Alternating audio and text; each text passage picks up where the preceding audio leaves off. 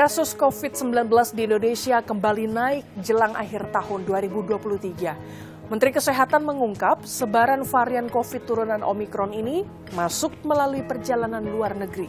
Sementara, epidemiolog menyebut masyarakat harus kembali menerapkan protokol kesehatan dan lengkapi dosis vaksinasi COVID-19.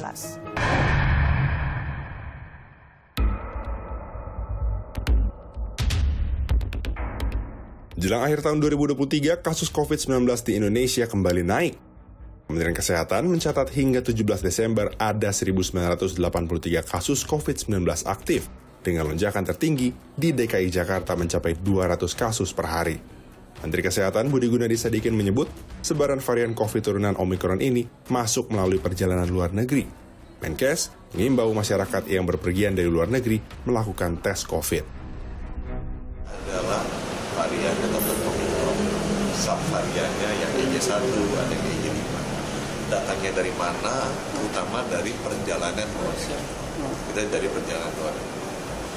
Penyataannya varian ini dan subvarian ini apa? Ini penularannya cepat, tapi fatality-nya sangat rendah. Meski mengalami peningkatan angka kasus COVID-19, Dinas Perhubungan DKI Jakarta memastikan tidak ada pembatasan selama periode Natal dan Tahun Baru. Namun, pengguna transportasi umum diimbau memakai masker. Jadi pembatasan tidak ada, tetapi kami harapkan lebih menjaga diri sendiri karena di dalam bus cukup lama waktunya dengan menggunakan masker. Epidemiolog Diki Budiman mengatakan masyarakat harus kembali menerapkan protokol kesehatan dan lengkapi dosis vaksinasi COVID-19. Dampak dari COVID ini bukan lagi hanya fase akut, tapi juga fase kronisnya, dan termasuk di situ adalah long COVID. Oleh karena itu, sekali lagi, vaksin masih penting, perilaku hidup bersih sehat penting, termasuk 5M di dalam. Kementerian Kesehatan mencatat pelaksanaan vaksinasi dosis 1 telah mencapai 86,88%, dosis 2 74,56%, booster 1 38,17%, dan booster 2 2%. Sementara itu, kasus pneumonia misterius yang kemudian teridentifikasi pneumonia Mycoplasma tengah merebak di Tiongkok sejak pertengahan Oktober 2023. Dikutip dari situs Kementerian Kesehatan, ada 6 kasus pneumonia Mycoplasma di Indonesia yang menyerang anak-anak usia 3-12 tahun. Gejala awal yang paling umum ditemukan di antaranya panas, batuk, sesak ringan, hingga sulit menelan. Meski semua pasien dinyatakan sembuh, penelusuran sebaran kasus melalui droplet atau percikan dari mulut ini tetap berjalan, terutama di lingkungan sekolah dan rumah.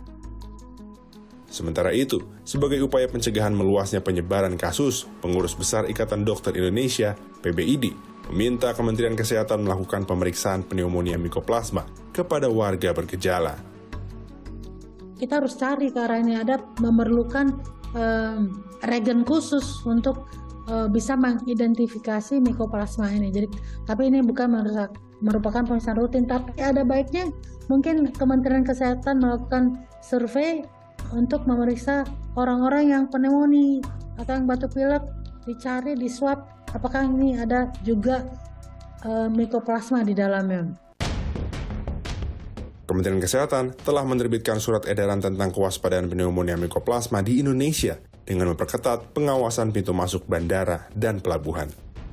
Kami minta agar rekan-rekan kantor kesehatan pelabuhan, yaitu di pintu-pintu masuk, itu berkoordinasi dengan perusahaan alat angkut di maskapai penerbangan ataupun perusahaan kapal, ya, agar mengidentifikasi atau meningkatkan kewaspadaan apabila ada ditemukan penumpang dengan gejala-gejala seperti sesak napas dan demam tinggi. Informasi tadi sekaligus menutup perjumpaan kita. Tetap pantau terus informasi pemilu 2024 hanya di Kompas TV Independen Terpercaya. Saya Gracia Adur, pamit undur diri. Sampai jumpa.